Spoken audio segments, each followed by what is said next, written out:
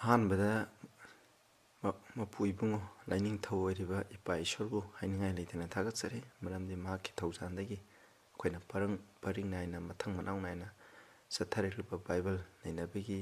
programme ꯑꯁꯤꯗ ꯃꯍꯥꯛꯅ ꯃꯇꯦꯡ ꯄꯥꯡꯕꯤꯗꯨꯅ ꯑꯁꯣꯏ ꯑꯉꯥꯝ ꯌꯥꯎꯗꯅ ꯉꯁꯤ ꯐꯥꯎꯕ ꯆꯠꯊꯔꯛꯂꯤ ꯃꯁꯤꯒꯤꯗꯃꯛ ꯃꯍꯥꯛꯄꯨ ꯍꯥꯏꯅꯤꯡꯉꯥꯏ ꯂꯩꯇꯅ ꯊꯥꯒꯠꯆꯔꯤ ꯑꯅꯤꯁꯨꯕꯗ ꯍꯥꯏꯔꯤꯕ ꯁꯦꯔꯦꯜ ꯅꯥꯏꯅ ꯃꯊꯪ ꯃꯅꯥꯎ ꯅꯥꯏꯅ ꯅꯩꯅꯔꯛꯂꯤꯕ ꯑꯁꯤꯗ ꯕꯥꯏꯕꯜ ꯅꯩꯅꯕ ꯑꯁꯤꯕꯨ ꯁꯔꯨꯛ ꯌꯥꯕꯤꯔꯤꯕ ꯔꯦꯗꯤꯑꯣ ꯊꯧꯔꯝ ꯑꯁꯤꯕꯨ ꯃꯄꯨꯡ ꯐꯥꯅ ꯇꯥꯕꯤꯔꯤꯕ ꯅꯨꯡꯁꯤꯔꯕ ꯏꯆꯤꯟ ꯏꯅꯥꯎꯁꯤꯡ ꯑꯍꯜ ꯂꯃꯟꯁꯤꯡ ꯃꯔꯨꯞ ꯃꯄꯥꯡ ꯅꯈꯣꯏ ꯈꯨꯗꯤꯡꯃꯛꯄꯨꯁꯨ ꯑꯩꯍꯥꯛꯅ ꯇꯔꯥꯝꯅ ꯑꯣꯛꯆꯕꯒ ꯂꯣꯏꯅꯅ ꯊꯥꯒꯠꯄ ꯐꯣꯡꯗꯣꯛꯆꯔꯤ ꯑꯩꯈꯣꯏꯅ ꯉꯁꯤ ꯅꯩꯅꯒꯗꯧꯔꯤꯕ ꯇꯣꯄꯤꯛ ꯑꯁꯤꯗꯤ ꯑꯩꯈꯣꯏꯅ ꯃꯃꯥꯡꯗ ꯅꯩꯅꯈꯤꯕ ꯍꯥꯏꯗꯤ ꯔꯦꯚꯦꯂꯦꯁꯟ 13ꯒꯤ ꯑꯍꯥꯟꯕ ꯁꯥ ꯑꯗꯨꯒꯤ ꯄꯥꯔꯠ 1 ꯑꯩꯈꯣꯏꯅ ꯅꯩꯅꯈꯔꯦ ꯉꯁꯤꯅ ꯄꯥꯔꯠ 2 ꯍꯥꯏꯕꯗꯤ ꯄ꯭ꯔꯤꯊꯤꯕꯤ ꯂꯣꯏꯗ꯭ꯔꯤꯉꯩꯗ ꯊꯣꯛꯂꯒꯗꯕ ꯑꯔꯣꯏꯕ ꯈꯨꯗꯝ ꯑꯗꯨꯕꯨ ꯀꯔꯤꯅꯣ ꯍꯥꯏꯕꯗꯨ ꯈꯪꯅꯤꯡꯉꯥꯏꯒꯤꯗꯃꯛ ꯑꯩꯈꯣꯏꯅ ꯃꯁꯤꯒꯤ ꯁꯥꯁꯦ ꯅꯩꯅꯕ ꯗꯔꯀꯥꯔ ꯂꯩ ꯑꯗꯨꯅ ꯑꯩꯈꯣꯏꯅ ꯅꯩꯅꯒꯗꯧꯔꯤꯕꯁꯤꯅ ꯄꯥꯔꯠ 2ꯅꯤ ꯍꯥꯟꯅ ꯑꯩꯈꯣꯏ ꯏꯁꯣꯔꯗ ꯆꯪꯖꯁꯤ ꯏꯁꯣꯔꯒꯤ ꯊꯧꯖꯥꯜ ꯌꯥꯎꯗꯅꯗꯤ ꯑꯩꯈꯣꯏꯅ ꯃꯁꯤ ꯐꯖꯅ ꯚꯥꯞ ꯇꯥꯕ ꯉꯝꯃꯣꯏ ꯁꯔꯒꯗ ꯂꯩꯕ ꯌꯥꯝꯅ ꯃꯤꯡꯆꯠ ꯆꯥꯎꯕ ꯊꯧꯖꯥꯜ ꯂꯩꯕ ꯏꯄꯥ ꯏꯁꯣꯔ ꯅꯍꯥꯛꯄꯨ ꯍꯥꯏꯅꯤꯡꯉꯥꯏ ꯂꯩꯇꯅ ꯊꯥꯒꯠꯆꯔꯤ ꯃꯔꯝꯗꯤ ꯅꯍꯥꯛꯀꯤ ꯊꯧꯖꯥꯜꯗꯒꯤ ꯑꯩꯈꯣꯏꯅ ꯉꯁꯤ ꯐꯥꯎꯕ ꯃꯊꯪ ꯃꯅꯥꯎ ꯅꯥꯏꯅ ꯕꯥꯏꯕꯜ ꯅꯩꯅꯕꯒꯤ ꯄ꯭ꯔꯣꯒ꯭ꯔꯥꯝ ꯑꯁꯤꯗ ꯅꯍꯥꯛꯅ ꯃꯇꯦꯡ ꯄꯥꯡꯕꯤꯔꯤ ꯉꯁꯤꯁꯨ ꯑꯁꯨꯛꯀꯤ ꯃꯇꯤꯛ ꯃꯔꯨꯑꯣꯏꯕ ꯅꯍꯥꯛꯅ ꯄꯤꯕ ꯈ꯭ꯋꯥꯏꯗꯒꯤ ꯇꯝꯊꯤꯔꯕ ꯋꯥꯔꯅꯤꯡ ꯑꯗꯨ ꯁꯥ ꯑꯗꯨꯒꯤ ꯃꯥꯌꯣꯛꯇ ꯄꯤꯕ ꯑꯗꯨꯒꯤ ꯃꯔꯝꯗ ꯅꯩꯅꯔꯤ ꯑꯩꯈꯣꯏꯅ ꯁꯥ ꯑꯁꯤ ꯃꯁꯛ ꯇꯥꯛꯅꯤꯡꯉꯥꯏꯒꯤꯗꯃꯛ ꯅꯍꯥꯛꯅ ꯕꯥꯏꯕꯜꯗ ꯄꯤꯕꯤꯈ꯭ꯔꯕ ꯒꯨꯟ ꯈꯨꯗꯤꯡꯃꯛ ꯑꯗꯨ ꯑꯩꯈꯣꯏꯅ ꯃꯊꯪ ꯃꯅꯥꯎ ꯅꯥꯏꯅ ꯅꯩꯅꯖꯔꯛꯂꯤ ꯍꯧꯖꯤꯛꯁꯨ ꯃꯊꯪ ꯅꯥꯏꯅ ꯈꯔ ꯋꯥꯠꯂꯤꯕ ꯈꯔ ꯑꯗꯨ ꯅꯩꯅꯒꯅꯤ ꯃꯁꯤꯗ ꯊꯋꯥꯏ ꯑꯁꯦꯡꯕ ꯆꯪꯕꯤꯗꯨꯅ ꯐꯖꯅ ꯚꯥꯞ ꯇꯥꯍꯟꯕꯤꯌꯨ ꯑꯩꯅ ꯉꯝꯕ ꯈꯨꯗꯤꯡꯃꯛ ꯑꯩꯒꯤ ꯑꯅꯤꯡꯕ ꯅꯠꯇꯗꯨꯅ ꯅꯍꯥꯛꯀꯤ ꯑꯅꯤꯡꯕ ꯅꯍꯥꯛꯀꯤ ꯊꯋꯥꯏꯅ ꯆꯪꯕꯤꯗꯨꯅ ꯑꯣꯏꯍꯟꯕꯤꯌꯨ ꯇꯥꯒꯗꯕ ꯈꯨꯗꯤꯡꯃꯛꯇ ꯅꯍꯥꯛꯅ ꯄꯣꯔ ꯄꯤꯅꯕꯤꯌꯨ ꯄ꯭ꯔꯚꯨ ꯌꯤꯁꯨꯒꯤ ꯃꯤꯡꯗ ꯈꯨꯔꯨꯝꯖꯔꯤ ꯑꯃꯦꯟ ꯑꯩꯈꯣꯏꯅ ꯃꯃꯥꯡ ꯐꯥꯎꯕꯗ ꯅꯩꯅꯈꯤꯕꯁꯦ ꯑꯩꯈꯣꯏꯅ ꯒꯨꯟ ꯍꯥꯏꯔꯤꯕ ꯁꯥ ꯑꯁꯤꯗ ꯂꯩꯒꯗꯕ ꯒꯨꯟ ꯕꯥꯏꯕꯜꯅ ꯄꯤꯕ ꯒꯨꯟ ꯑꯩꯈꯣꯏꯅ 9 ꯅꯩꯅꯈ꯭ꯔꯦ ꯑꯔꯣꯏꯕꯒꯤ ꯒꯨꯟ ꯍꯥꯏꯗꯨꯗꯤ 9ꯒꯤ ꯃꯅꯨꯡꯗ ꯑꯔꯣꯏꯕꯒꯤ ꯒꯨꯟ ꯑꯗꯨꯗꯤ ꯀꯔꯤꯅꯣ ꯍꯥꯏꯕ ꯃꯇꯝꯗ ꯁꯥ ꯑꯁꯤꯅ ꯃꯇꯧ ꯀꯔꯝꯅ ꯃꯦꯗꯣ ꯄꯔꯁꯤꯌꯥ ꯃꯥꯜꯂꯤꯕꯅꯣ ꯍꯥꯏꯕꯗꯨꯒꯤ ꯃꯔꯝꯗ ꯑꯩꯈꯣꯏꯅ ꯁꯝꯂꯞꯅ ꯈꯔ ꯅꯩꯅꯈ꯭ꯔꯦ ꯁꯥ ꯑꯗꯨꯅ ꯃꯦꯗꯣ ꯄꯔꯁꯤꯌꯥ ꯃꯥꯜꯂꯤꯕꯒꯤ ꯃꯔꯝꯗꯤ ꯃꯦꯗꯣ ꯄꯔꯁꯤꯌꯥꯒꯤ ꯅꯤꯡꯊꯧꯁꯤꯡ ꯑꯁꯦ ꯃꯈꯣꯏꯒꯤ ꯃꯤꯁꯤꯡ ꯑꯗꯨꯅ ꯂꯥꯏꯅꯦꯅ ꯍꯥꯏꯅ ꯊꯥꯖꯅꯩ ꯃꯔꯝ ꯑꯗꯨꯅ ꯃꯈꯣꯏꯅ ꯁꯦꯝꯈꯤꯕ ꯂꯣ ꯑꯗꯨ ꯅꯤꯡꯊꯧꯅ ꯃꯥꯒꯤ ꯈꯨꯗꯣꯞꯀꯤ ꯃꯥꯒꯤ ꯁꯤꯜ ꯑꯗꯨ ꯅꯝꯈꯤꯕ ꯇꯥꯔꯒꯗꯤ ꯃꯗꯨ ꯍꯣꯡꯕ ꯁꯨꯡꯌꯥ ꯌꯥꯗꯦ ꯃꯗꯨ ꯄꯥꯡꯊꯣꯛꯀꯗꯕꯅꯤ ꯍꯥꯏꯕꯁꯤꯅꯤ ꯃꯁꯤ ꯑꯩꯈꯣꯏꯅ ꯗꯥꯅꯤꯌꯦꯜ 6ꯒꯤ 12ꯇ ꯑꯩꯈꯣꯏꯅ ꯄꯥꯕ ꯃꯇꯝꯗ ꯗꯥꯅꯤꯌꯦꯜ ꯆꯦꯞꯇꯔ 6ꯇ ꯑꯩꯈꯣꯏꯅ ꯀꯔꯤꯒꯤꯗꯃꯛ ꯃꯈꯣꯏꯒꯤ ꯕꯥꯕꯤꯂꯣꯟꯗ ꯂꯩꯔꯤꯕ ꯂꯨꯆꯤꯡꯕꯁꯤꯡ ꯑꯗꯨꯅ ꯗꯥꯅꯤꯌꯦꯜꯒꯤꯕꯨ ꯃꯔꯥꯟ ꯁꯤꯅꯤꯡꯉꯥꯏ ꯍꯣꯠꯅꯕꯗ ꯐꯪꯗꯕꯗ ꯃꯈꯣꯏꯅ ꯂꯣ ꯑꯃ ꯁꯦꯝꯃꯤ ꯍꯥꯏꯔꯤꯕ ꯂꯣ ꯑꯗꯨꯗꯤ ꯅꯨꯃꯤꯠ 30ꯅꯤ ꯃꯦꯗꯣ ꯄꯔꯁꯤꯌꯥꯒꯤ ꯅꯤꯡꯊꯧ ꯗꯥꯔꯤꯌꯁ ꯅꯠꯇꯅ ꯑꯇꯣꯞꯄ ꯑꯃꯕꯨ ꯈꯨꯔꯨꯝꯕ ꯌꯥꯗꯕ ꯍꯥꯏꯗꯤ ꯀꯅꯥꯒꯨꯝꯕꯅ ꯅꯤꯡꯊꯧ ꯅꯠꯇꯅ ꯑꯇꯣꯞꯄ ꯂꯥꯏ ꯑꯃꯕꯨ ꯈꯨꯔꯨꯝꯕ ꯇꯥꯔꯗꯤ ꯃꯍꯥꯛ ꯅꯨꯡꯁꯥꯒꯤ ꯀꯣꯝꯗ ꯂꯪꯊꯒꯗꯕꯅꯤ ꯍꯥꯏꯔꯝꯕꯅꯤ ꯑꯗꯨꯒꯤ ꯃꯇꯨꯡ ꯏꯟꯅ ꯗꯥꯅꯤꯌꯦꯜꯁꯨ ꯈꯪꯉꯤ ꯑꯗꯨꯕꯨ ꯃꯥꯒꯤ ꯅꯨꯡꯇꯤꯒꯤ ꯃꯇꯨꯡꯗ ꯃꯥꯅ ꯂꯩꯔꯤꯕ ꯀꯥ ꯑꯗꯨꯒꯤ ꯃꯊꯛ ꯊꯪꯕ ꯊꯣꯡꯅꯥꯎ ꯍꯥꯡꯇꯣꯛꯑꯒ ꯖꯦꯔꯨꯁꯥꯂꯦꯝ ꯑꯣꯟꯗꯨꯅ ꯄ꯭ꯔꯊꯅꯥ ꯇꯧꯏ ꯑꯗꯨꯗ ꯃꯈꯣꯏꯅ ꯐꯥꯔꯀꯥꯟꯗ ꯃꯈꯣꯏꯅ ꯅꯤꯡꯊꯧꯗ ꯍꯥꯏꯕꯅꯤ ꯅꯤꯡꯊꯧꯅꯁꯨ ꯍꯥꯏ ꯍꯣꯏ ꯑꯩꯈꯣꯏꯒꯤ ꯆꯠꯅꯕꯤ ꯃꯇꯨꯡ ꯏꯟꯅ ꯂꯣ ꯁꯦꯝꯈ꯭ꯔꯕꯅꯤꯅ ꯆꯨꯝꯅꯈ꯭ꯔꯕꯅꯤꯅ ꯍꯣꯡꯕ ꯌꯥꯗꯦ ꯍꯥꯏꯔꯤꯕ ꯃꯤꯁꯛꯇꯨ ꯀꯅꯥꯅꯣ ꯍꯥꯏ ꯑꯗꯨ ꯃꯇꯝꯗ ꯗꯥꯅꯤꯌꯦꯜ ꯑꯣꯏꯔꯝꯕꯅꯤ ꯅꯤꯡꯊꯧꯗꯨ ꯌꯥꯝ ꯅꯨꯡꯉꯥꯏꯇꯦ ꯑꯗꯨ ꯃꯍꯥꯛ ꯗꯥꯅꯤꯌꯦꯜꯒꯤ ꯀꯣꯝꯗ ꯊꯥꯗꯈꯤ ꯑꯗꯨꯕꯨ ꯏꯁꯣꯔꯅ ꯃꯥꯒꯤ ꯁꯔꯒꯗꯁꯤꯡ ꯊꯥꯔꯛꯇꯨꯅ ꯗꯥꯅꯤꯌꯦꯜꯕꯨ ꯀꯟꯕꯤꯈꯤ ꯃꯗꯨꯗꯒꯤ ꯑꯩꯈꯣꯏꯅ ꯈꯪꯉꯤ ꯃꯗꯨꯅꯤ ꯍꯧꯖꯤꯛ ꯑꯩꯈꯣꯏꯅ ꯃꯊꯪꯒꯤ ꯒꯨꯟ ꯑꯃꯨꯛ ꯑꯩꯈꯣꯏꯅ ꯌꯦꯡꯁꯤ ꯃꯗꯨꯗꯤ ꯑꯩꯈꯣꯏꯅ ꯐꯣꯡꯗꯣꯛꯄꯤꯕ 16 ꯑꯗꯒꯤ ꯑꯩꯈꯣꯏꯅ ꯑꯃꯨꯛ ꯄꯥꯖꯔꯛꯀꯦ 16ꯒꯤ 3ꯗꯩꯅ 6 ꯐꯥꯎꯕ ꯄꯥꯔꯛꯀꯦ ꯑꯗꯨꯒ ꯃꯥꯒꯤ ꯃꯀꯣꯛ ꯑꯃ ꯁꯤꯕ ꯇꯥꯅ ꯌꯩꯈꯤꯕꯒꯨꯝ ꯑꯩꯅ ꯎꯔꯦ ꯑꯃꯁꯨꯡ ꯃꯥꯒꯤ ꯁꯤꯅꯕ ꯆꯩꯐꯝ ꯑꯗꯨ ꯐꯈ꯭ꯔꯦ ꯑꯗꯨꯒ ꯄ꯭ꯔꯤꯊꯤꯕꯤ ꯑꯄꯨꯝꯕꯅ ꯉꯛꯂꯗꯨꯅ ꯁꯥ ꯑꯗꯨꯒꯤ ꯃꯇꯨꯡ ꯏꯜꯂꯦ ꯑꯃꯁꯨꯡ ꯃꯈꯣꯏꯅ ꯆꯤꯡꯂꯥꯏ ꯑꯗꯨꯕꯨ ꯈꯨꯔꯨꯝꯂꯦ ꯃꯔꯝꯗꯤ ꯃꯥꯅ ꯁꯥ ꯑꯗꯨꯗ ꯃꯇꯤꯛ ꯄꯤꯕꯤꯔꯦ ꯑꯗꯨꯒ ꯃꯈꯣꯏꯅ ꯁꯥ ꯑꯗꯨꯕꯨ ꯈꯨꯔꯨꯝꯂꯗꯨꯅ ꯍꯥꯏ ꯁꯥ ꯑꯗꯨꯒ ꯃꯥꯟꯅꯕ ꯀꯅꯥ ꯂꯩꯕꯒꯦ ꯑꯃꯁꯨꯡ ꯃꯥꯒ ꯂꯥꯟ ꯁꯣꯛꯅꯕ ꯀꯅꯥꯅ ꯉꯝꯕꯒꯦ ꯑꯗꯨꯒ ꯃꯉꯣꯟꯗ ꯑꯆꯧꯕ ꯑꯃꯁꯨꯡ ꯏꯁꯣꯔꯕꯨ ꯊꯧꯑꯣꯏꯗꯕ ꯋꯥ ꯉꯥꯡꯕ ꯃꯆꯤꯟ ꯄꯤꯕꯤꯔꯦ ꯑꯃꯁꯨꯡ ꯊꯥ 92 ꯆꯨꯞꯅ ꯃꯇꯤꯛ ꯑꯗꯨ ꯄꯤꯕꯤꯔꯦ ꯑꯗꯨꯒ ꯃꯥꯅ ꯏꯁꯣꯔꯒꯤ ꯃꯊꯛꯇ ꯊꯧꯑꯣꯏꯗꯕꯒꯤꯗꯃꯛ ꯏꯕꯨꯡꯉꯣ ꯃꯍꯥꯛꯀꯤ ꯃꯤꯡꯕꯨ ꯑꯃꯁꯨꯡ ꯏꯕꯨꯡꯉꯣ ꯃꯍꯥꯛꯀꯤ ꯐꯤꯖꯪ ꯑꯗꯨꯕꯨ ꯍꯥꯏꯕꯗꯤ ꯁꯔꯒꯗ ꯄꯥꯜꯂꯤꯕꯁꯤꯡꯕꯨ ꯊꯤꯅ ꯉꯥꯡꯅꯕ ꯃꯆꯤꯟ ꯀꯥꯈꯠꯂꯦ ꯃꯁꯤꯅꯤ ꯁꯤꯗꯒꯤ ꯑꯩꯈꯣꯏꯅ ꯈꯪꯉꯦ ꯍꯥꯏꯔꯤꯕ ꯑꯗꯨꯗꯤ ꯑꯍꯥꯟꯕꯗ ꯌꯦꯡꯁꯤ ꯑꯩꯈꯣꯏꯅ ꯅꯩꯅꯈ꯭ꯔꯤꯕꯁꯤꯡ ꯑꯗꯨꯗꯤ ꯍꯥꯏꯔꯔꯣꯏꯒꯦ ꯍꯥꯏꯔꯤꯕ ꯂꯨꯆꯤꯡꯕ ꯍꯥꯏꯇꯥꯔꯦ ꯁꯥ ꯑꯁꯤꯒꯤ ꯃꯀꯣꯛ ꯑꯃ ꯁꯤꯕ ꯌꯥꯎꯅ ꯁꯤꯗꯤ ꯁꯤꯗꯕ ꯑꯗꯨꯕꯨ ꯁꯤꯅꯤꯡꯁꯤꯗ ꯍꯤꯡꯍꯧꯏ ꯍꯥꯏ ꯁꯣꯛꯈꯤ ꯍꯥꯏ ꯍꯥꯏꯔꯤꯕ ꯑꯁꯣꯛꯄꯁꯨ ꯐꯩ ꯍꯥꯏꯕꯁꯦ ꯐꯕ ꯃꯇꯝꯗ ꯄ꯭ꯔꯤꯊꯤꯕꯤꯗ ꯂꯩꯕ ꯈꯨꯗꯤꯡꯃꯛꯇ ꯑꯉꯛꯄ ꯑꯣꯏꯒꯅꯤ ꯍꯥꯏ ꯏꯆꯤꯟꯅꯥꯎꯁꯤꯡ ꯃꯁꯤꯒꯤ ꯑꯁꯣꯛꯄꯁꯦ ꯐꯠꯇꯤ ꯐꯠꯇ꯭ꯔꯦ ꯑꯗꯨꯅ ꯃꯊꯪꯒꯤ ꯒꯨꯟꯗꯗꯤ ꯀꯩꯅꯣ ꯍꯥꯏꯕ ꯃꯇꯝꯗ ꯃꯥꯒꯤ ꯂꯨꯆꯤꯡꯕ ꯑꯁꯤꯒꯤ ꯃꯀꯣꯛ ꯑꯃ ꯍꯥꯏꯕꯗꯣ ꯐꯪꯒꯅꯤ ꯃꯁꯤꯅꯤꯀꯣ ꯃꯁꯤꯅꯤ ꯑꯗꯨꯒ ꯃꯊꯪꯗ ꯃꯥꯅ ꯄ꯭ꯔꯤꯊꯤꯕꯤꯗ ꯃꯊꯪꯒꯤ ꯒꯨꯟ ꯑꯩꯈꯣꯏꯅ 10 ꯁꯨꯕ ꯍꯥꯏꯇꯥꯔꯦ ꯃꯍꯥꯛꯅ ꯄ꯭ꯔꯤꯊꯤꯕꯤꯗ ꯀꯩꯗꯧꯒꯅꯤ ꯍꯥꯏꯕ ꯃꯇꯝꯗ ꯁꯥꯁꯟ ꯇꯧꯒꯅꯤ ꯅꯨꯃꯤꯠ ꯀꯌꯥꯅꯤ ꯅꯨꯃꯤꯠ 2ꯅꯤ ꯅꯨꯃꯤꯠ 92 ꯆꯨꯝꯅ ꯑꯩꯈꯣꯏꯅ ꯁꯥꯁꯟ ꯇꯧꯒꯅꯤ ꯍꯥꯏꯅ ꯃꯍꯥꯛꯅ ꯑꯩꯈꯣꯏꯅ ꯁꯤꯗꯩꯗ ꯏꯔꯤ ꯑꯗꯨꯕꯨ ꯕꯥꯏꯕꯜꯒꯤ ꯄ꯭ꯔꯣꯐꯦꯁꯤ ꯃꯇꯨꯡ ꯏꯟꯅ ꯅꯣꯡꯃ ꯍꯥꯏꯕꯁꯦ ꯆꯍꯤ ꯑꯃꯒ ꯃꯥꯟꯅꯩ ꯑꯩꯈꯣꯏꯅ ꯃꯁꯤ ꯑꯩꯈꯣꯏꯅ ꯅꯝꯕꯔ ꯍꯥꯏꯗꯤ ꯁꯤꯡꯊꯥꯔꯣꯟ 14ꯒꯤ 53 ꯑꯃꯁꯨꯡ ꯏꯖꯤꯀꯦꯜ 4ꯒꯤ 6ꯇ ꯑꯩꯈꯣꯏꯅ ꯄꯥꯕ ꯃꯇꯝꯗ ꯐꯪꯒꯅꯤ ꯍꯥꯏꯗꯤ ꯁꯣꯟꯅ ꯍꯥꯏ ꯅꯣꯡꯃꯕꯨ ꯑꯩꯅ ꯆꯍꯤ ꯑꯃꯒ ꯃꯥꯟꯅꯍꯜꯂꯦ ꯍꯥꯏꯕꯅꯤ ꯃꯁꯤꯒꯤ ꯀ꯭ꯂꯨ ꯑꯁꯦ ꯈꯪꯕ ꯌꯥꯝ ꯗꯔꯀꯥꯔ ꯂꯩ ꯃꯁꯤ ꯌꯥꯎꯗ꯭ꯔꯒꯗꯤ ꯑꯩꯈꯣꯏꯅ ꯈꯪꯕ ꯉꯝꯃꯣꯏ ꯑꯗꯨꯅ ꯆꯍꯤ ꯑꯃ ꯍꯥꯏꯕꯁꯦ ꯅꯣꯡꯃꯒ ꯃꯥꯟꯅꯩ ꯑꯗꯨꯅ ꯅꯨꯃꯤꯠ 92ꯅꯤ ꯍꯥꯏꯕꯁꯦ ꯅꯨꯃꯤꯠ 92ꯅꯤ ꯊꯥꯛ 92 ꯍꯥꯏꯕꯁꯦ ꯊꯥ ꯕꯥꯏꯕꯜꯒꯤ ꯃꯇꯨꯡ ꯏꯟꯅꯗꯤ ꯊꯥ ꯑꯃ ꯍꯥꯏꯕꯁꯦ ꯅꯨꯃꯤꯠ 30ꯅꯤꯅ ꯁꯥꯏ ꯑꯗꯨꯅ 92 ꯏꯟꯇꯨ 30 ꯍꯥꯏꯕꯗꯤ 30 ꯍꯥꯏꯕꯗꯤ ꯅꯨꯃꯤꯠ ꯀꯌꯥꯅꯤ ꯇꯥꯒꯦꯗ ꯅꯨꯃꯤꯠ 1960 ꯍꯥꯏꯕꯁꯤꯅꯤ ꯑꯗꯨꯅ ꯃꯁꯤ ꯑꯩꯈꯣꯏꯅ ꯃꯃꯥꯡꯗꯁꯨ ꯗꯥꯅꯤꯑꯦꯜ 7ꯗꯁꯨ ꯅꯩꯈ꯭ꯔꯦ time n times n dividing of time ꯍꯥꯏꯕꯗꯤ ꯆꯍꯤ ꯑꯃ ꯍꯥꯏꯕꯅꯤ ꯆꯍꯤ ꯑꯃ ꯍꯥꯏꯕꯗꯤ ꯑꯗꯨꯅ 360 ꯁꯥꯏ ꯑꯗꯨꯅ ꯆꯍꯤ 3.5 ꯍꯥꯏꯕꯗꯤ 360ꯗꯣ ꯑꯩꯈꯣꯏꯅ ꯑꯍꯨꯝꯒ ꯃꯈꯥꯏꯗꯤ ꯀꯌꯥ ꯇꯥꯒꯦ ꯍꯥꯏꯕ ꯃꯇꯝꯗ ꯅꯨꯃꯤꯠ ꯆꯞ ꯆꯥꯅ ꯅꯨꯃꯤꯠ 1960 ꯇꯥꯏ ꯑꯗꯨꯅ ꯍꯥꯏꯔꯤꯕ ꯁꯥ ꯑꯁꯤꯅ ꯄ꯭ꯔꯤꯊꯤꯕꯤ ꯑꯁꯤꯗ ꯆꯍꯤ 1960 ꯄꯥꯟꯒꯅꯤ ꯍꯥꯏꯔꯤꯕꯁꯤꯅ 538ꯗꯒꯤꯅ 1798 ꯐꯥꯎꯕꯗ ꯆꯍꯤ 1960 ꯆꯞ ꯆꯥꯅ ꯄꯥꯟꯈꯤ ꯃꯁꯤꯅꯤ ꯃꯁꯤꯅ ꯀ꯭ꯂꯨꯅꯤ ꯃꯁꯤꯁꯨ ꯑꯩꯈꯣꯏꯅ 10 ꯁꯨꯕ ꯀ꯭ꯂꯨ ꯑꯗꯣ ꯃꯁꯤꯗ ꯂꯩꯔꯦ ꯃꯊꯪꯗ ꯑꯃꯨꯛ ꯌꯦꯡꯁꯤ ꯑꯩꯈꯣꯏꯅ ꯍꯥꯏꯔꯤꯕ ꯁꯛꯇꯤ ꯑꯁꯦ ꯑꯩꯈꯣꯏꯅ ꯃꯃꯥꯡꯗꯁꯨ ꯅꯩꯈ꯭ꯔꯦ ꯍꯥꯏꯔꯤꯕ ꯁꯛꯇꯤ ꯑꯁꯦ ꯗꯥꯅꯤꯑꯦꯜ 7ꯒꯤ ꯑꯄꯤꯛꯄ ꯃꯁꯤ ꯑꯗꯨꯒ ꯆꯞ ꯃꯥꯟꯅꯩ ꯍꯥꯏꯕꯁꯦ ꯑꯩꯈꯣꯏꯅ ꯃꯃꯥꯡꯗꯁꯨ ꯑꯩꯈꯣꯏꯅ ꯌꯦꯡꯈ꯭ꯔꯦ ꯑꯗꯨꯒ ꯃꯁꯤꯗꯒꯤꯁꯨ ꯑꯩꯈꯣꯏꯅ ꯑꯃꯨꯛ ꯈꯔ ꯌꯦꯡꯁꯤ ꯃꯁꯤꯗꯒꯤ ꯄꯥꯔꯛꯑꯒ ꯑꯩꯈꯣꯏꯅ ꯃꯁꯤꯒꯤ ꯁꯛꯇꯤ ꯑꯁꯤ ꯗꯥꯅꯤꯑꯦꯜ ꯆꯦꯞꯇꯔ 7ꯒꯤ 6ꯀ ꯃꯥꯟꯅꯩ ꯑꯗꯨꯅ ꯑꯩꯅ ꯗꯥꯅꯤꯑꯦꯜ 7ꯒꯤ 8 ꯑꯗꯨꯒ 24-25 ꯑꯗꯨ ꯄꯥꯖꯔꯛꯀꯦ ꯑꯩꯅ ꯃꯁꯤꯁꯤꯡ ꯑꯁꯤꯒꯤ ꯃꯔꯝꯗ ꯈꯜꯂꯝꯃꯤ ꯑꯃꯁꯨꯡ ꯃꯁꯤꯁꯤꯡ ꯑꯁꯤꯒꯤ ꯃꯔꯛꯇꯒꯤ ꯑꯇꯣꯞꯄ ꯃꯆꯤ ꯃꯆꯥ ꯑꯃ ꯆꯣꯡꯈꯠꯂꯛꯈꯤ ꯑꯃꯗꯤ ꯃꯥꯅ ꯍꯧꯒꯠꯂꯛꯄꯗ ꯑꯍꯥꯟꯕ ꯃꯆꯤꯁꯤꯡ ꯑꯗꯨꯗꯒꯤ ꯃꯆꯤ 3 ꯃꯔꯨ ꯐꯨꯛꯇꯨꯅ ꯃꯥꯡꯍꯟꯈꯤꯕ ꯑꯩꯅ ꯎꯈꯤ ꯃꯆꯤ ꯑꯁꯤꯗ ꯃꯤꯒꯤ ꯃꯤꯠ ꯃꯥꯟꯕ ꯃꯤꯠꯁꯤꯡ ꯑꯃꯗꯤ ꯑꯆꯧꯕ ꯋꯥ ꯉꯥꯡꯅꯕ ꯃꯆꯤꯟ ꯑꯃ ꯄꯥꯜꯂꯝꯃꯤ ꯑꯗꯨꯒ ꯃꯍꯥꯛꯅ ꯅꯤꯡꯊꯧ 3 ꯃꯥꯡꯍꯟꯒꯅꯤ ꯑꯃꯍꯦꯛꯁꯨꯡ ꯃꯍꯥꯛꯅ ꯏꯁꯣꯔꯒꯤ ꯃꯥꯌꯣꯛꯇ ꯑꯆꯧꯕ ꯋꯥ ꯉꯥꯡꯒꯅꯤ ꯑꯃꯁꯨꯡ ꯏꯁꯣꯔꯒꯤ ꯑꯥꯏꯟ ꯑꯃꯗꯤ ꯃꯇꯝ ꯍꯣꯡꯗꯣꯛꯅꯕ ꯈꯟꯒꯅꯤ ꯃꯈꯣꯏꯁꯤꯡ ꯑꯁꯤ ꯃꯥꯒꯤ ꯈꯨꯠꯇ ꯆꯍꯤ 3.5 ꯁꯤꯟꯅꯒꯅꯤ ꯍꯥꯏ ꯁꯤꯗ ꯑꯩꯈꯣꯏꯅ ꯁꯤ ꯄꯥꯕꯒꯤ ꯃꯇꯨꯡ ꯏꯟꯅ ꯈꯪꯉꯦ ꯍꯥꯏꯔꯤꯕ ꯁꯥ ꯑꯁꯤꯅ ꯑꯩꯈꯣꯏꯅ ꯑꯄꯤꯛꯄ ꯑꯁꯤꯅ ꯊꯣꯛꯂꯛꯄ ꯃꯇꯝꯗ ꯃꯆꯤ 3 ꯍꯥꯏꯗꯤ ꯌꯨꯔꯣꯞꯀꯤ ꯅꯤꯡꯊꯧ ꯂꯩꯕꯥꯛ ꯑꯩꯈꯣꯏꯅ 10 ꯑꯗꯨꯒꯤ 3 ꯃꯥꯡꯍꯟꯒꯅꯤ ꯍꯥꯏ ꯑꯩꯈꯣꯏꯅ ꯃꯃꯥꯡꯗꯁꯨ ꯅꯩꯅꯈ꯭ꯔꯦ ꯍꯥꯏꯔꯤꯕ ꯁꯥ ꯑꯁꯤ ꯀꯗꯥꯏꯗꯒꯤ ꯊꯣꯛꯂꯛꯄꯅꯣ ꯍꯥꯏꯕꯗꯤ ꯌꯨꯔꯣꯞꯀꯤ ꯂꯩꯕꯥꯛ 10 ꯑꯗꯨꯗꯒꯤ ꯊꯣꯛꯂꯛꯄꯅꯤ ꯌꯨꯔꯣꯞ ꯂꯩꯕꯥꯛꯇꯒꯤ ꯊꯣꯛꯂꯛꯀꯅꯤ ꯍꯥꯏꯕꯁꯦ ꯑꯩꯈꯣꯏꯅ ꯍꯥꯟꯅ ꯃꯃꯥꯡꯗ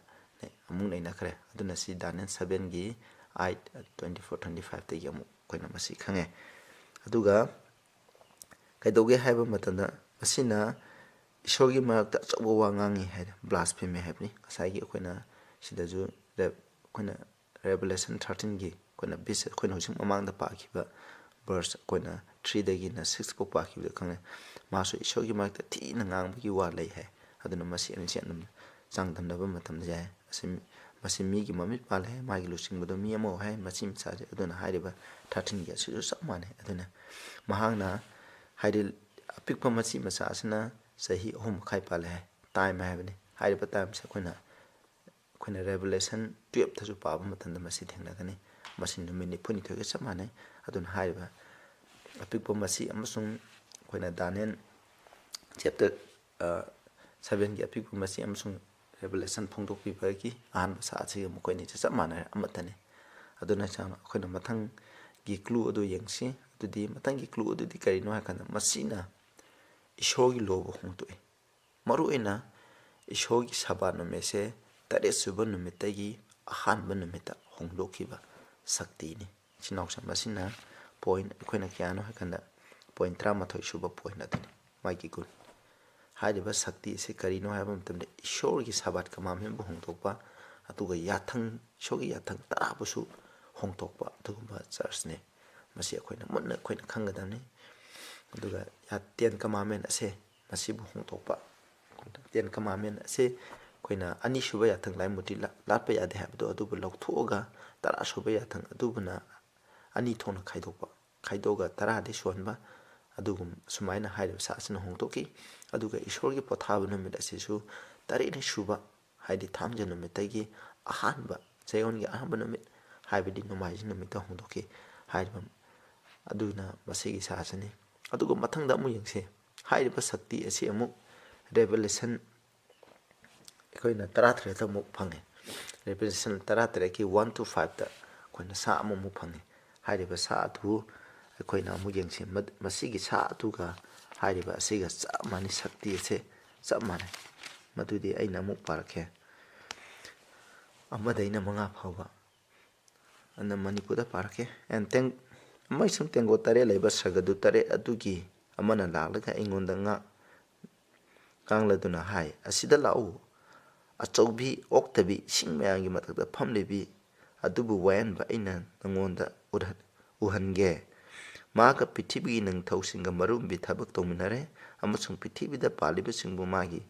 ꯃꯔꯨꯝꯕꯤ ꯊꯕꯛꯀꯤ ꯌꯨꯅ ꯉꯥꯎꯍꯜꯂꯦ ꯑꯗꯨꯒ ꯃꯍꯥꯛꯅ ꯑꯩꯕꯨ ꯊꯋꯥꯏꯒꯤ ꯃꯄꯥꯟꯅ ꯂꯝꯖꯥꯎꯗ ꯄꯨꯊꯣꯛꯂꯦ ꯑꯃꯁꯨꯡ ꯏꯁꯣꯔꯕꯨ ꯊꯧꯑꯣꯏꯗꯕ ꯃꯤꯡꯅ ꯊꯟꯕ ꯃꯀꯣꯛ 8 ꯃꯁꯤ 10 ꯄꯥꯟꯕ ꯉꯛꯁꯪ ꯉꯥꯡꯕ ꯁꯥꯒꯤ ꯃꯊꯛꯇ ꯐꯝꯕꯤ ꯅꯨꯄꯤ ꯑꯃ ꯑꯩꯅ ꯎꯔꯦ ꯑꯗꯨꯒ ꯅꯨꯄꯤ ꯑꯗꯨꯅ ꯃꯦꯃꯥꯟꯕ ꯑꯃꯁꯨꯡ ꯉꯛꯁꯪ ꯉꯥꯡꯕ ꯐꯤ ꯊꯣꯟꯗꯨꯅ ꯁꯅꯥꯅ ꯃꯅꯤ ꯑꯃꯁꯨꯡ ꯃꯨꯛꯇꯥꯅ ꯂꯩꯇꯦꯡꯉꯤ ꯃꯈꯨꯠꯇ ꯇꯨꯀꯠꯆꯕꯅ ꯊꯟꯕ ꯍꯥꯏꯕꯗꯤ ꯃꯥꯒꯤ ꯃꯔꯨꯝꯕꯤ ꯊꯕꯛꯀꯤ ꯁꯦꯡꯗꯕ ꯄꯣꯠꯅ ꯊꯟꯕ ꯁꯅꯥꯒꯤ ꯇꯦꯡꯀꯣꯠ ꯄꯥꯏ ꯑꯃꯁꯨꯡ ꯃꯥꯒꯤ ꯃꯔꯥꯏꯕꯛꯇ ꯑꯊꯨꯞꯄ ꯋꯥ ꯕꯥꯕꯤꯂꯣꯟ ꯑꯆꯧꯕ ꯑꯣꯛꯇꯕꯤꯁꯤꯡꯒꯤ ꯑꯃꯁꯨꯡ ꯄ꯭ꯔꯤꯊꯤꯕꯤꯒꯤ ꯇꯨꯀꯠꯆꯕ ꯄꯣꯠꯀꯤ ꯃꯃꯥ ꯍꯥꯏꯅ ꯏꯈ꯭ꯔꯕ ꯃꯤꯡ ꯑꯁꯤ ꯂꯩ ꯑꯩꯈꯣꯏꯅ ꯍꯧꯖꯤꯛ ꯄꯥꯈ꯭ꯔꯦ ꯐꯣꯡꯗꯣꯛꯄꯤꯕ 13ꯒꯤ 1ꯗꯒꯤꯅ ꯑꯩꯈꯣꯏꯅ 5 ꯐꯥꯎꯕ ꯑꯩꯈꯣꯏꯅ ꯁꯤꯗ ꯌꯦꯡꯕ ꯌꯥꯏ ꯑꯩꯈꯣꯏꯅ ꯁꯤꯗꯩꯗ ꯎꯔꯦ ꯍꯥꯏꯗꯤ ꯑꯩꯈꯣꯏꯅ ꯃꯀꯣꯛ 8 ꯑꯗꯨꯒ ꯃꯁꯤ 10 ꯄꯥꯟꯕ ꯉꯛꯁꯪ ꯉꯥꯡꯕ ꯁꯥ ꯑꯃꯒꯤ ꯃꯊꯛꯇ ꯑꯣꯛꯇꯕꯤ ꯅꯨꯄꯤ ꯑꯃꯅ ꯑꯩꯈꯣꯏꯅ ꯐꯝꯕ ꯑꯩꯈꯣꯏꯅ ꯎꯈꯤ ꯍꯥꯏꯔꯤꯕ ꯑꯣꯛꯇꯕꯤ ꯅꯨꯄꯤ ꯑꯁꯤꯒꯤ ꯃꯥꯒꯤ ꯃꯀꯣꯛꯇ ꯀꯔꯤ ꯏꯒꯦ ꯍꯥꯏꯕ ꯃꯇꯝꯗ ꯃꯥꯒꯤ ꯂꯥꯏꯕꯛꯇ ꯀꯔꯤ ꯏꯒꯦ ꯍꯥꯏꯕ ꯃꯇꯝꯗ mystery Babylon the great the mother of harlots and abominations of the earth ꯍꯥꯏ ꯑꯉꯛꯄꯤ ꯕꯥꯕꯤꯂꯣꯟ ꯑꯗꯨꯒ ꯑꯣꯛꯇꯕꯤꯁꯤꯡꯒꯤ ꯃꯃꯥ ꯄ꯭ꯔꯤꯊꯤꯕꯤꯒꯤ ꯇꯨꯀꯠꯆꯕꯁꯤꯡꯒꯤ ꯃꯃꯥ ꯍꯥꯏꯅ ꯑꯁꯨꯝꯅ ꯏ ꯍꯥꯏ ꯑꯗꯨꯒ 6ꯇꯅ ꯍꯥꯏ and I saw the woman drunken with the blood of the saints ꯑꯗꯨꯅ ꯏꯁꯣꯔꯒꯤ ꯃꯤꯁꯤꯡꯒꯤ ꯏ ꯊꯛꯄ ꯑꯩꯅ ꯅꯨꯄꯤ ꯑꯗꯨꯅ ꯏꯁꯣꯔꯒꯤ ꯃꯤꯁꯤꯡꯒꯤ ꯏ ꯊꯛꯄ ꯎꯏ ꯍꯥꯏ with the blood of the martyrs of Jesus ꯈ꯭ꯔꯤꯁꯇꯒꯤ ꯑꯩꯈꯣꯏꯅ ꯊꯋꯥꯏ ꯊꯥꯈꯤꯕ ꯑꯗꯨꯒꯤ ꯏ ꯊꯛꯄ ꯎꯏ ꯑꯦꯟ ꯑꯥꯏ ꯁꯣ ꯍꯔ ꯑꯥꯏ ꯋꯥꯟꯗꯔ ꯋꯤꯠ ꯒ꯭ꯔꯦꯠ ꯑꯦꯃꯤꯔꯦꯁꯟ ꯑꯩꯅ ꯃꯥꯕꯨ ꯎꯕ ꯃꯇꯝꯗ ꯌꯥꯝꯅ ꯉꯛꯈꯤ ꯍꯥꯏ ꯃꯁꯤꯅꯤ ꯃꯁꯤꯗꯒꯤ ꯑꯩꯈꯣꯏꯅ ꯌꯦꯡꯉꯁꯦ ꯑꯩꯈꯣꯏꯅ ꯕꯥꯏꯕꯜꯒꯤ ꯃꯇꯨꯡ ꯏꯟꯅ ꯅꯨꯄꯤ ꯑꯃꯅ ꯀꯔꯤ ꯈꯪꯅꯒꯦ ꯍꯥꯏꯕꯁꯦ ꯑꯩꯈꯣꯏꯅ ꯌꯦꯡꯁꯦ ꯖꯦꯔꯦꯃꯤꯌꯥ 6:2 ꯑꯗꯨꯒ 2 Corinthians 11:2 ꯑꯗꯨꯒ Ephesians 5:23ꯗꯒꯤꯅ 27 ꯐꯥꯎ ꯑꯩꯈꯣꯏꯅ ꯄꯥꯕ ꯃꯇꯝꯗ ꯈꯪꯒꯅꯤ ꯃꯗꯨꯗꯤ ꯅꯨꯄꯤ ꯑꯃꯅ ꯕꯥꯏꯕꯜꯒꯤ ꯃꯇꯨꯡ ꯏꯟꯅ ꯆꯔꯆ ꯑꯃꯕꯨ ꯈꯪꯅꯩ ꯑꯩꯈꯣꯏꯅ ꯑꯥꯏꯖꯤꯌꯥ 1:21-27 ꯑꯩꯈꯣꯏꯅ ꯁꯤꯗ ꯄꯥꯕ ꯃꯇꯝꯗꯁꯨ ꯈꯪꯒꯅꯤ ꯏꯁꯣꯔꯒꯤ ꯏꯖꯔꯦꯜ ꯃꯤꯁꯤꯡ ꯑꯁꯤꯕꯨ ꯏꯁꯣꯔꯒꯤ ꯅꯨꯄꯤ ꯑꯣꯏꯅ ꯑꯩꯈꯣꯏꯅ ꯕꯥꯏꯕꯜꯒꯤ ꯃꯇꯨꯡ ꯏꯟꯅ ꯆꯥꯡꯗꯝꯅꯩ ꯑꯗꯨꯅ ꯕꯥꯏꯕꯜꯒꯤ ꯃꯇꯨꯡ ꯏꯟꯅꯗꯤ ꯆꯔꯆ ꯑꯃꯕꯨ ꯅꯨꯄꯤ ꯑꯃꯅ ꯆꯔꯆ ꯑꯃꯕꯨ ꯈꯪꯅꯩ ꯑꯗꯨꯅ ꯑꯣꯛꯇꯕꯤ ꯅꯨꯄꯤ ꯑꯃꯅ ꯑꯣꯛꯇꯕ ꯆꯔꯆꯄꯨ ꯈꯪꯅꯩ ꯑꯗꯨꯅ ꯍꯥꯏꯔꯤꯕ ꯂꯨꯆꯤꯡꯕ ꯑꯁꯤꯗꯤ ꯑꯣꯛꯇꯕ ꯆꯔꯆ ꯑꯃꯅꯤ ꯃꯁꯤ ꯑꯄꯣꯁꯇꯦꯠ ꯆꯔꯆꯅꯤ ꯑꯗꯣ ꯍꯥꯏꯔꯤꯕ ꯆꯔꯆ ꯑꯁꯤ ꯃꯊꯪꯒꯤ ꯒꯨꯟꯅꯤ ꯑꯩꯈꯣꯏꯅ ꯀꯌꯥ ꯅꯩꯅꯈ꯭ꯔꯦ 13 ꯑꯩꯈꯣꯏꯅ ꯃꯊꯪꯒꯤ ꯒꯨꯟ 39ꯁꯨꯕ ꯒꯨꯟ ꯍꯥꯏꯇꯥꯔꯦ ꯃꯉꯣꯟꯗ ꯂꯩꯒꯗꯕ ꯃꯗꯨꯗꯤ ꯀꯔꯤꯅꯣ ꯍꯥꯏꯀꯥꯟꯗ ꯃꯁꯤ ꯄ꯭ꯔꯤꯊꯤꯕꯤꯗ ꯂꯩꯔꯤꯕ Protestant Church kudingmak adugi lusingbani hariba Protestant Church asina masigi masidagi tholokpani aduna masi Apostate Church adi akoina laikha taraba church haitare achumba adudagi ishorgi achumba shona hairamba adugi dagi tongana chakraba seran tongana chakraba adugumba church amani haibase akoina khangai mana oktabi church haibina masina ire aduga mathangda magi gunjina kaino kana mana Christian sing bukhale aduna Apostle John mase uba matamda he church organization ama oiba aduga Christian sing church Jesus Christ church ama oiraga Jesus Christ gi matung inba missing hatba madugi damne mahana ngakle bese aduna masi karamba church no adi ishor gi missing bo hatba adugumba church ne masina tarawmde shuba point aduga mathangda mu yengse hai ba church asigi nupi asigi laiteng budi kaino mani mukta scarlet color linen cloth habdi asigumba laiteng angangba fising asina laitengba adugumba church ne habni masina takpadi yamna ina khunba church ne mathangi point da hai ba church ase it is a very luxurious and rich church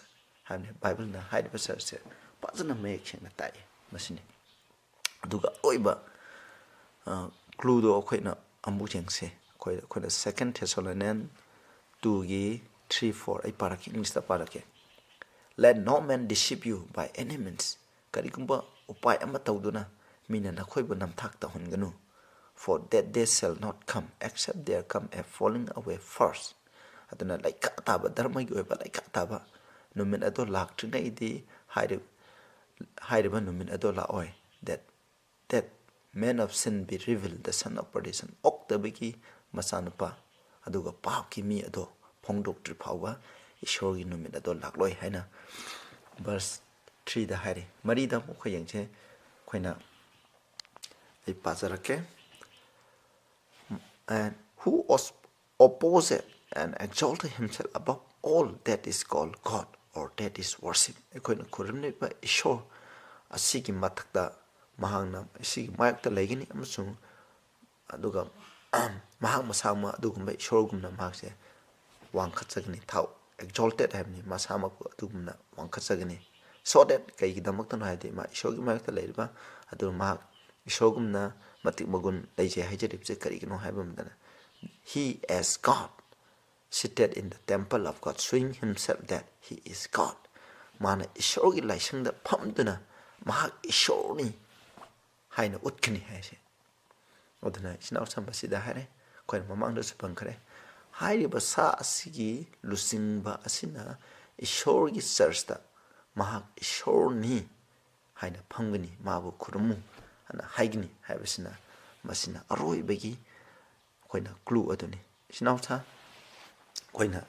amuk samlamna hairiba sa asida laigidaba koina gunsing adu kari no haibdo amuk koina makoktegi amuk koina sa ase masak taktingi maramda taktingi mamangda aina amuk hana samlamna haijarke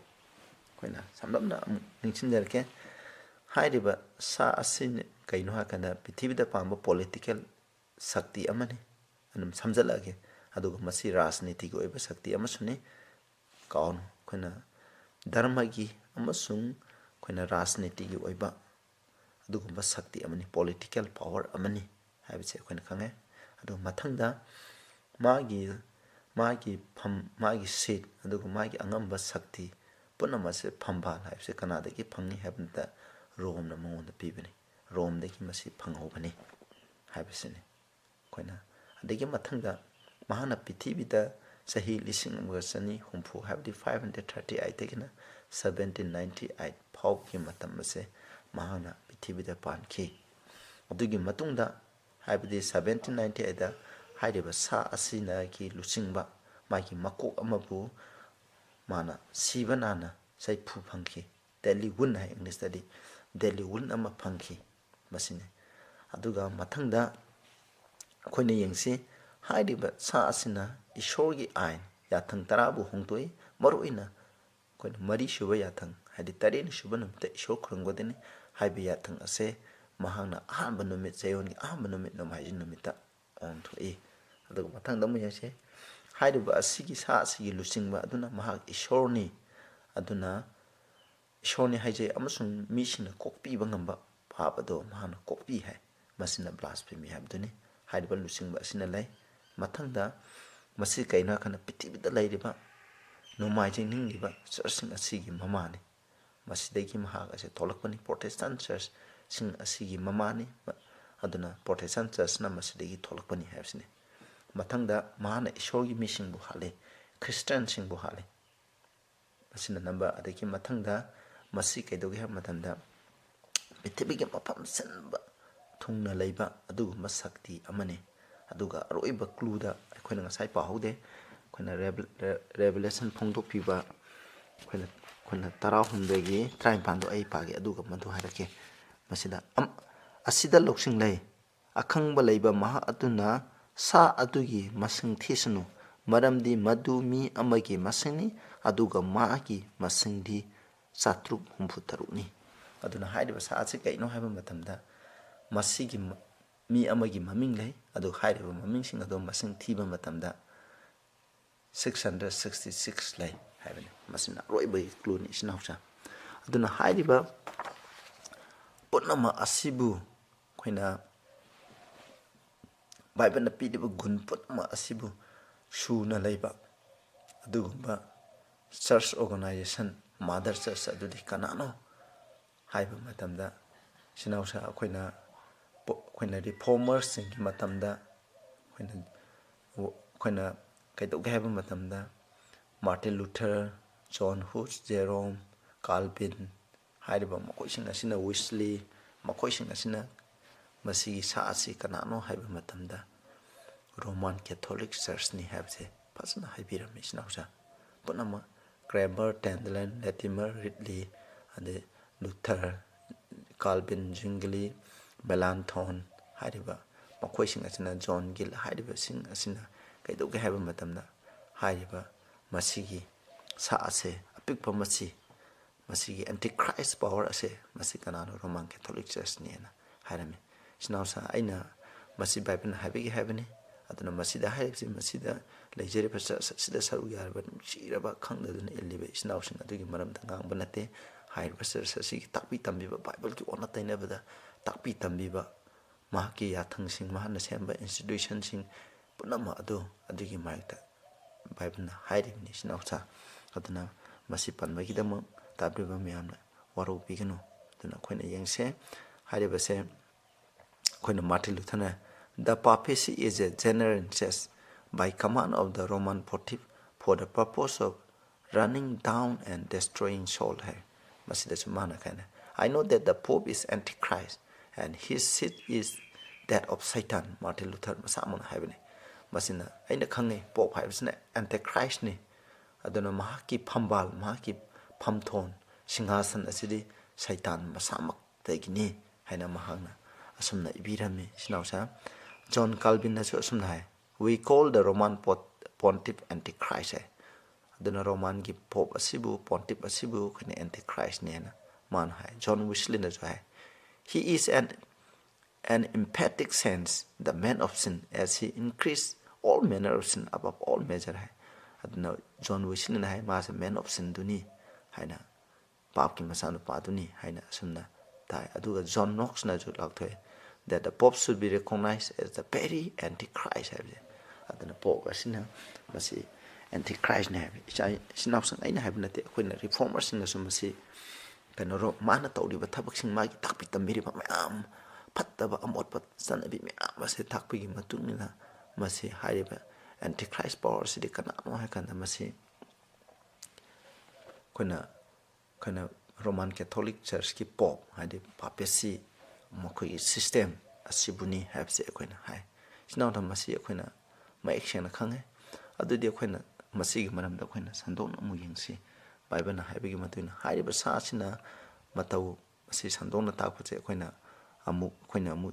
yengminarse akoina khangre hariba sa sina kanadagi sakti phange hamta rom na mongonda sakti pi habsne masi akoina amu yengse revelation 33 da akoina yenge masina yengse aduna rom gi ningthau singi manungda hana Jesus Christ gi mat sebok singi matamdri rom gi emperor singna Christian singbu koina Diocletian gumba hairiba Nero sina tapti tamthiba ningthau sing leiri makoina Christian singbu hale adubu kaiduga matamda contestant kaidoge 330 da kaidoge handa mahakse kaidoge habanta magi singhasan se kraidigi hongke kan Constantinople dagi akoina hong ro Italy dagi hadi Rome dagi magi laifam ase akoina Constantinople haiba mafum asida Istanbul haiba mafum asida magi laifam ase hongkerame magi capital se hongge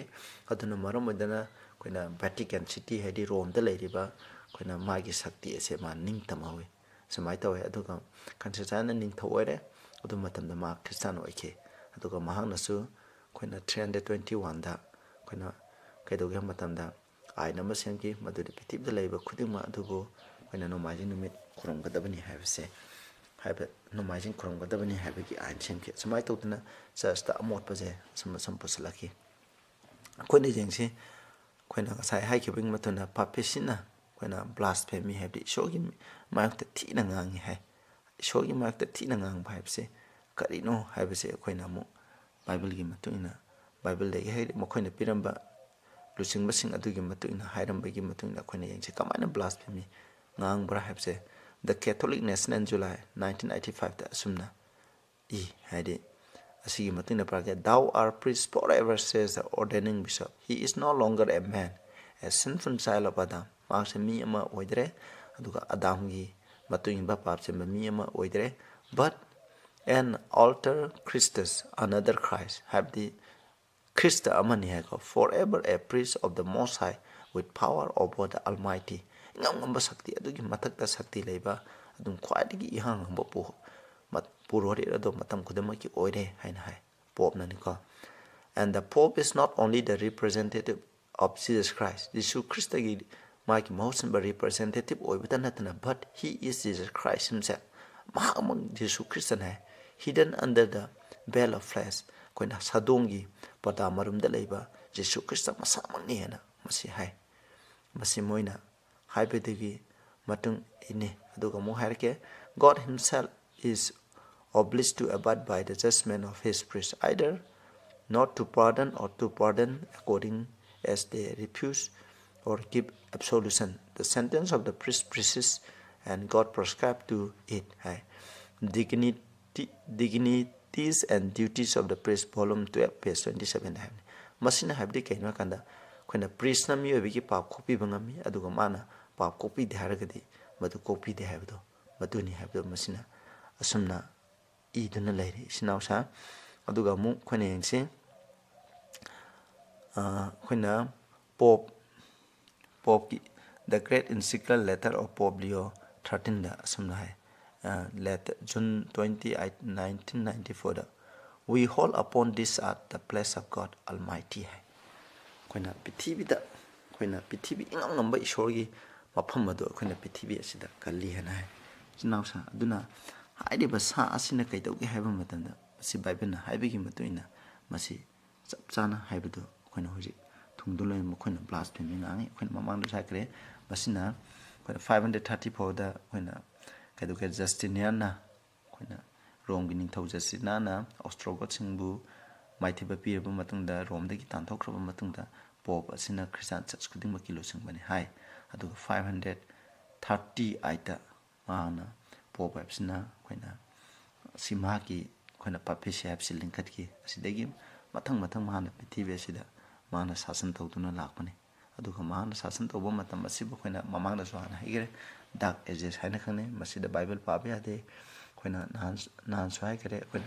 mana kaidoge matanda hatkiba mi ase suki matik yame mokoina hatkiba sing adugi matanda Waldensen sing Harside aduna John Wycliffe koina Abelgen sing leiba haidaba yamase mokoi sing asibu sumana tumna hatki mokoina Christian sing gi mokta da lan sakta ki mokoina hatkiba Christian masing ase chaurana 100 million gumbani haibdo mokoina hatki snausa aduna ngasigidi koina mathang asida loisalase koina mathangda mu hairiba sa asigi maramje fajna chandokna thakbudo koina yengminase dabriba miyamda ishona popi bo isno koi pathana tawse sagada leibe pai shona ko hinga leitana thagachare koina naina khraba koina sakta khraba nangna baibana pibigi matuina koina hairiba Antichrist power aduga apik pamasi edu kanano haibse koina naina khre ꯅꯍꯥꯛꯅ ꯄꯤꯕꯗꯨꯒꯤ ꯃꯇꯨꯡꯏꯟꯅ ꯅꯍꯥꯛꯅ ꯆꯞ ꯆꯥꯅ ꯕꯥꯏꯕꯜꯅ ꯍꯥꯏꯕꯗꯨꯃꯛ ꯊꯨꯡꯈ꯭ꯔꯦ ꯃꯗꯨꯗꯤ Roman Catholic ꯆꯔꯆꯅꯤ ꯍꯥꯏꯕꯁꯤꯅꯤ ꯑꯩꯈꯣꯏꯅ ꯇꯥꯕꯤꯔꯤꯕ ꯃꯌꯥꯝ ꯈꯨꯗꯤꯡꯗ ꯅꯍꯥꯛꯅ ꯂꯧꯁꯤꯡ ꯄꯤꯕꯤꯗꯨꯅ ꯃꯁꯤꯒꯤ ꯑꯆꯨꯝꯕꯁꯦ ꯂꯧꯁꯤꯟꯕ ꯉꯝꯕ ꯍꯥꯏꯕꯗꯨ ꯑꯣꯏꯍꯟꯕꯤꯌꯨ ꯃꯈꯥ ꯇꯥꯅ ꯈ꯭ꯔꯤꯁꯇ ꯅꯍꯥꯛꯀꯤ ꯊꯋꯥꯏꯅ ꯂꯣꯏꯅꯕꯤꯌꯨ ꯄ꯭ꯔꯚꯨ ꯌꯤꯁꯨꯒꯤ ꯃꯤꯡꯗ ꯈꯨꯔꯨꯝꯖꯔꯤ ꯑꯥꯃꯦꯟ